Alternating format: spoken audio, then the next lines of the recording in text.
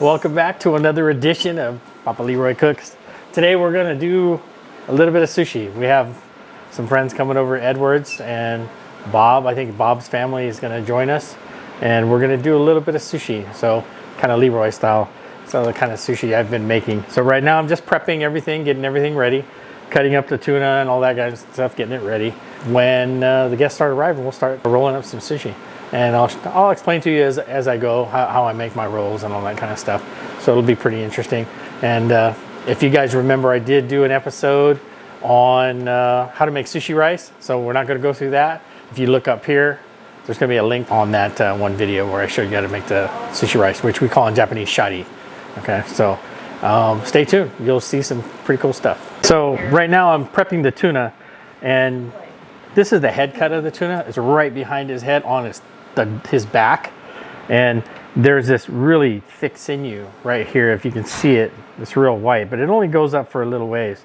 So what we can do with this, and you can only do this with this part of the fish, is you can actually pull the membrane up like this. Let's do this one here. You can pull the membrane,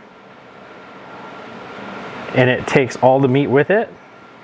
And then you can take the back of the knife and just scrape that meat off like this. And this will chop it up and turn it into spicy tuna. And then all that's left is just that really tough sinew. Okay? Like I said, you can only do this, it's like right behind his head. There's like a little section that you can do this with. And I don't know what they call it in Japanese, unfortunately, but we call it peeler tuna because I could just peel it right off, see? And it's just solid meat. There's no sinew in there whatsoever. And that's just perfect for spicy tuna. This is how I make my spicy tuna. A little bit of mayonnaise, a little bit of sriracha. Put as much as you want, depending on how spicy you like it. I also like to use a little bit of rayu, right? Which is, it's like a chili oil, like a hot sesame oil. So I put a little bit of that in there. I don't know, about 10 spritz of that. And then I'm gonna go ahead and get some green onion. Not too much, just enough to give it a little bit of flavor.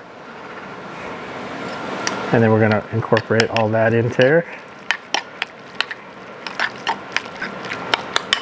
And voila, spicy tuna. I think it's a little bit light, so I'm gonna add a little bit more sriracha in there because I'm dealing with a bunch of people who like spicy. And that's the finished product right there. And we'll go ahead and, when we get ready to make some sushi, we'll go ahead and put that in a roll with some cucumbers and avocado, maybe dress it with some fish on the outside as well. Here's some of the other fish we're gonna use today. We got some actual wild king salmon, and some friends of mine, actually Bob caught this salmon, and he was on our friend's boat, Daniel, the high tide. And if you want to see that video, the link for it is going to be right up here in the corner as well. Yeah, they got some pretty nice ones that day. So we're going to actually use some of it. It's already been frozen, so we're safe for parasites. That's the number one thing for salmon. Got to make sure it's frozen before you eat it raw. So that's what we're doing. We're just prepping that out right now. Freshly caught white sea bass. Unfortunately, I didn't catch it myself. Edward had to catch this one. Bob caught one. No, that's the one I caught. Oh, is this the one you caught? Yeah. Oh, my fault. This is Bob's white sea bass. Sorry about that. But yeah, they've been hitting the fish pretty good. Just a nice, clean, white meat. So kind of similar to if you've ever had ono, which is wahoo.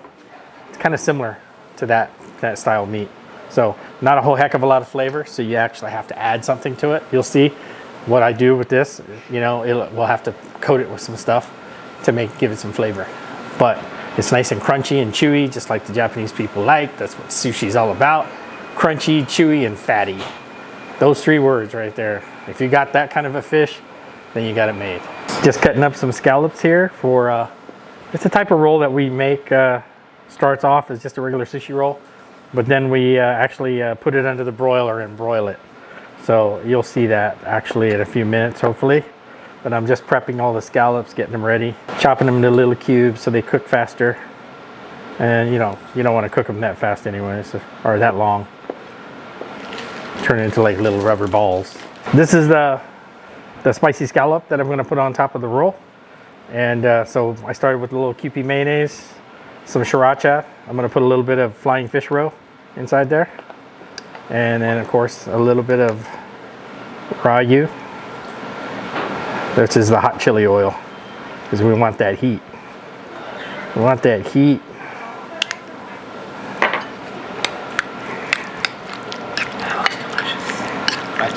This is a freshwater eel. The only way you can buy it is already cooked, and you just heat it up and put a sauce on it. But when you cut it, when we cut it, we go down, and then when we get close to the skin, we go straight down. And what that does is it causes a little lip. I don't know if you can see that. So when we put it on the ball of rice, it stays on really well. This is called a makisu or a surari. This is what the sushi man uses to make your rolls, okay? Over the years, the health department has really got on us about the wood, because this is made out of bamboo, touching food, which is not a good thing in the health department in the United States. So what some innovative sushi chefs came up with, I would imagine a long time ago, is we cover it with plastic wrap. And believe it or not, rice does not stick to plastic wrap. So I'm gonna show you my technique of how I do it. Always face down first, okay? Because there is a flat side and then there is a round side. Flat side is the part you roll with, so this is the part I want down first. Kind of evenly space it in between the plastic, and then I fold it over, trying to keep the plastic so it doesn't crinkle up. Then using the pressure of the box, I pull it out, another layer, making sure the plastic is nice and even on the sides. And I do it one more time. And then I cut it with a knife, because it makes a nice clean edge. If you use the cutter, it won't. Okay? And I press it out. I fold these ends over.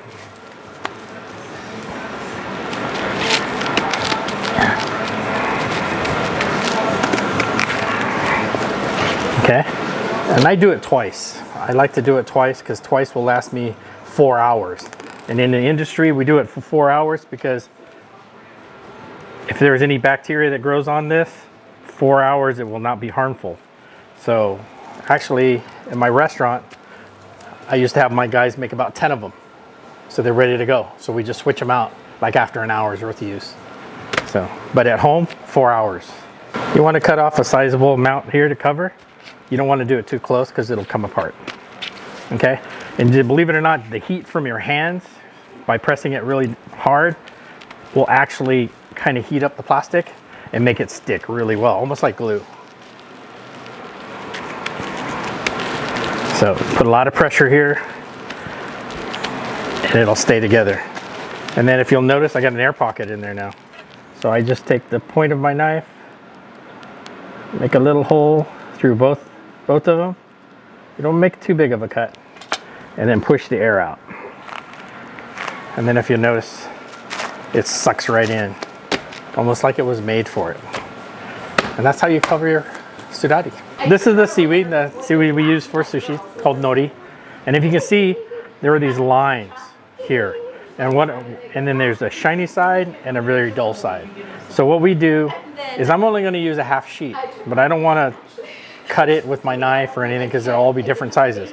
And then, believe it or not, this stuff is so easy to break. So what we do is we fold it evenly across, pinch it here, and as you can see, it's breaking. Just make sure you get a nice even, you can put some pressure on it, and then just open it up, and it comes right apart. And everything is exactly the same size. I'm just gonna prep a little avocado because I'm gonna put the avocado inside the roll. So this is how I do it. Some sushi bars, you'll see them, they leave the skin on it and they have a butter knife and they'll scrape it out. To me, it's okay to do that if you're in a hurry. But me, tonight I'm not in a hurry. So what I like to do is, you'll see why later. I'll show you why later when we make a specific roll. We'll actually use a whole half of an avocado for a roll. So I just run the tip of the knife down and cut my avocado. I did offer to peel avocados for Leroy. I just like to do them as I need them so they don't oxidize. I would have made them all pretty for him. Oh, I know you would have. What we're gonna do now is I'm gonna go ahead and, all our guests aren't here, but I'm gonna go ahead and start because these guys are hungry. Edward's wife, Veronica, Bob's wife, Ashley, and they're all hungry, my wife too. So we're gonna go ahead and start and make one spicy tuna roll. So as I told you before, there's a shiny side and a dull side of the seaweed.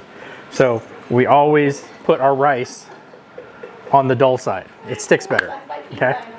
So in actuality, if you were going to leave the seaweed on the outside, we're gonna do an inside out roll. The outside seaweed, the shiny part, looks a lot better than the dull side. This is my rice bucket. It's called a sharibako. It's a bucket full of sushi rice, essentially. It keeps it warm, it's insulated. After a while, you get to the point where you grab the right amount of rice every time. If you've made 1,000 or 1,000,000 rolls like I have, and probably Bob has, right? You probably will grab the exact amount of rice. So what I'm doing is I'm spreading the rice out. I'm making this, there's quicker ways to do it, and I'll show you on another roll. But I'm making really even sushi rolls for, say, like a party. As I was doing, it looked like I was pressing the rice, but actually I'm just moving it to the side.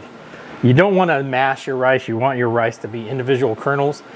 It's a better mouthfeel, especially when they throw that first bite into their mouth.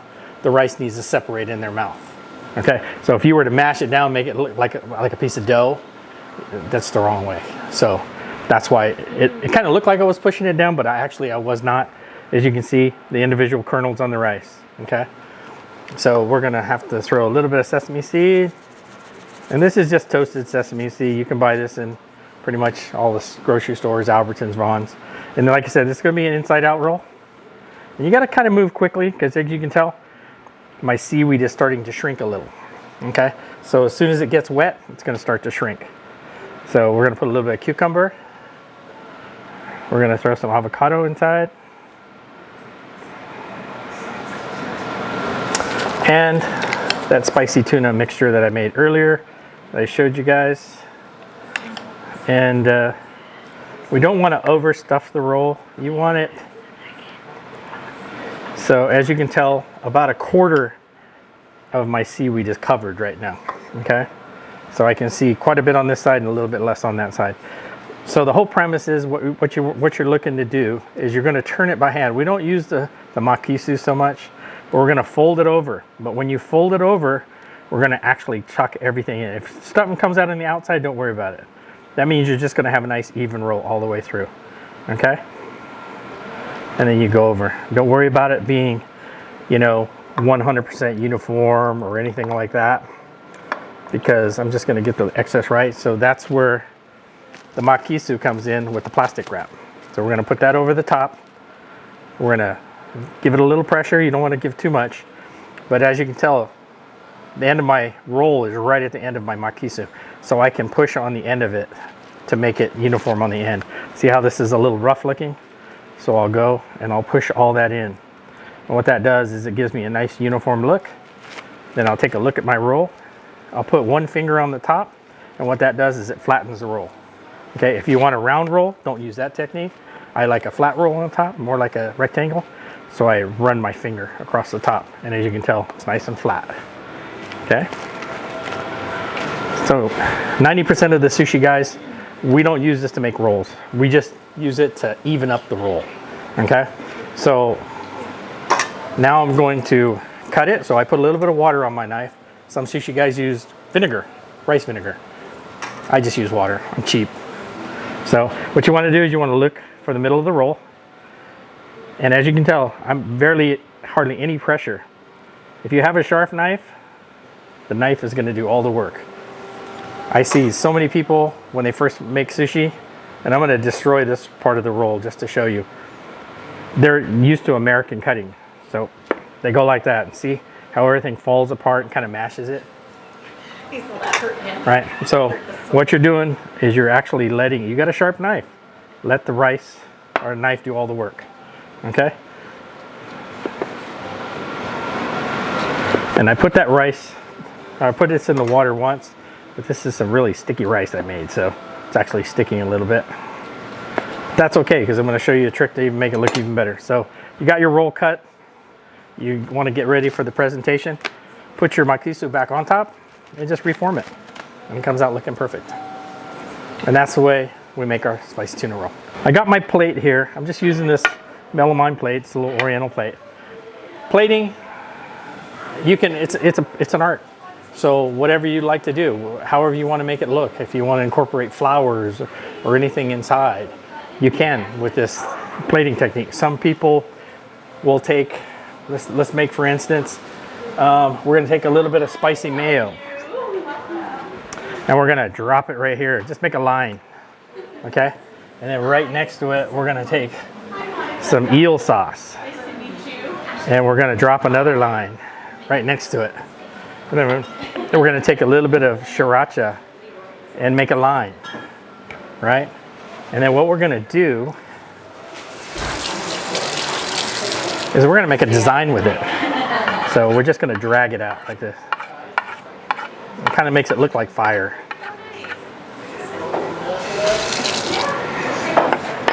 And then you can start placing your rolls. You can either place it standing straight up like this, or you can lay them down like this. Either way, it's all about the plating, how you want to plate it, how you want your sushi to look.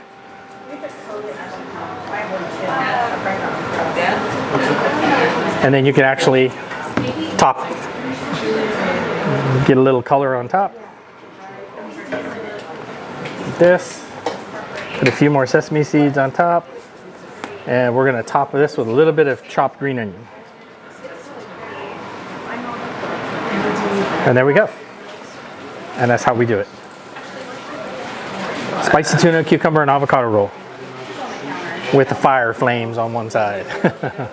Hey guys, yeah, we decided after looking at all the footage, we have too much footage. It'd be a long video. So we decided to split it into 2 different episodes. So I hope you liked the first episode. Stay tuned for the second episode and you'll see a little bit more different kinds of sushi rolls.